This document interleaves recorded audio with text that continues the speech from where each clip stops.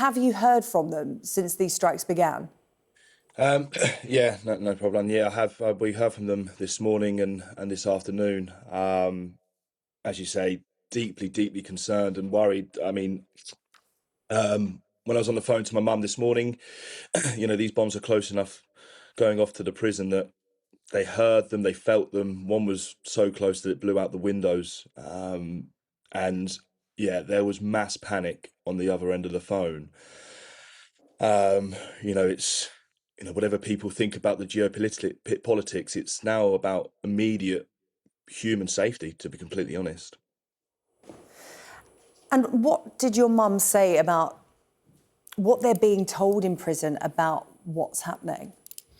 So the information they get given is very limited. The one news channel that they do have is very biased towards the regime, and I don't think they get a clear picture. We try to give them as much information as we can this side to make an assessed decision. But ultimately, again, they feel as though they've kind of been left to their own devices. The UK embassy are not in the country anymore. They haven't provided a contingency plan for them. And as I say, they're kind of left to make up plans and arrangements on their own, which, in a country that's completely foreign to them, must be very difficult. Yeah, the Foreign Secretary, Yvette Cooper, has previously called Craig and Lindsay's sentence completely appalling and totally unjustifiable, and vowed that the government would pursue this case relentlessly with the Iranian government until we see them safely returned. In light of what's happening, do you feel that actually Craig and Lindsay have been falling down the list of priorities in terms of there is now a war in the region? I mean, if I'm being completely honest, unfortunately, yes. I think, it's really sad state of affairs to see that it's got to this stage. We were really hoping that, the peace talks would be peaceful and that there could be a peaceful resolution for everybody involved.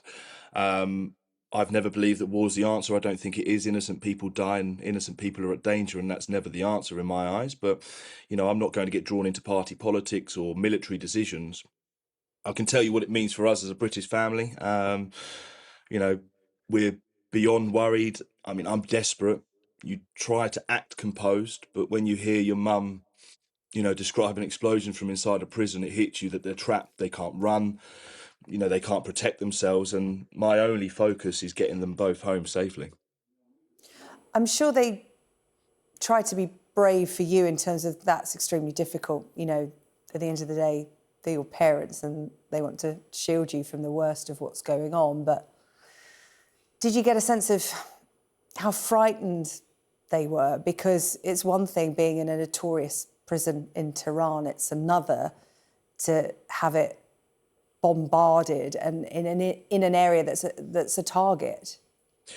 Yeah, you're absolutely right. I think over the course of the last three months since we've had these phone calls, they have definitely shielded us as a family. There's been a bit of a mask. It doesn't always stay true. You've heard some desperation. I've heard my mum at absolute rock bottom. But as I say, today's call, when the bombs were going off, it was a pure state of panic. There was, a loss of the control that she had. And that ultimately was one of the hardest things, bar everything else that I've heard, to have to experience, because I felt absolutely helpless. There was nothing I could do or say to calm her down or to reassure her that things were going to be okay. And that is the hardest thing, is that I don't know if they are going to be okay, which is really, really hard to go through. And you speak to your mum, is it every week you're allowed a phone call? So to be honest, since the hunger strike that they did in November, it is pretty much daily. There may be an odd day here or there where she can't call, but it has been, as I say, pretty much daily, and normally twice a day as well, which we are ever so grateful for, even through the recent protests and the blackouts. Communication, although not great, I mean, don't get me wrong, it's not like a phone call you can make in the UK. It's very, very intermittent. It's sporadic. It's a bad line. It hangs up all the time, but we're still grateful that we can speak to one another. And that has given us a sense of comfort. It's a daily reminder of their struggles, but, we're ever so grateful because I couldn't speak to my mum for 8 months. So to be able to speak to her, almost daily is a massive, massive boost. But as I say, it is just reminds you every day of how unjust the situation is. Yeah. And since this conflict broke out over the weekend, have you had any contact from any representative from the government, any consular support about your parents? I mean, what they say is that they provide consular assistance remotely. I don't quite understand how that works. They can't see them, they can't give them their welfare items. It doesn't look like they'll be able to top up money for their cars for them to be able to buy things. That shop is not going to be restocked when the country's at war. So there's a lot of things that can't be done whilst the government aren't in the country. So you know, they haven't had a welfare visit for over 3 months now. Um, so they say that they're providing it, and we're not seeing the evidence of it being provided. So yeah, I mean, at this moment, I don't think that they are being provided with consular or welfare access or assistance. To be completely truthful. It must feel like it's all on your shoulders at the moment, Joe, in terms of, fighting against their sentence, trying to secure their release and bring them home, and also being their daily point of contact, trying to keep their spirits up. How are you doing, and what can people who are watching our conversation do to help your family? Yeah, I mean, it's an unbearable weight.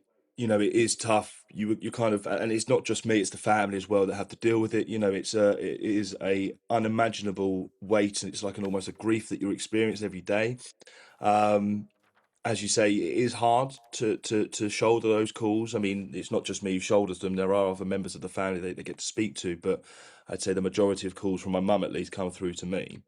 Um, it's bittersweet. I would never not want her to call, but it is, as I say, because you feel so powerless and helpless, and you can't do anything for their immediate situation. As we are doing as much as we can this end, but the big difference is for what's going on for them out there, and we can have no part in that.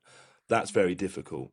In terms of the public support has been amazing. We've had um, lots, tens of thousands of signatures on the petition.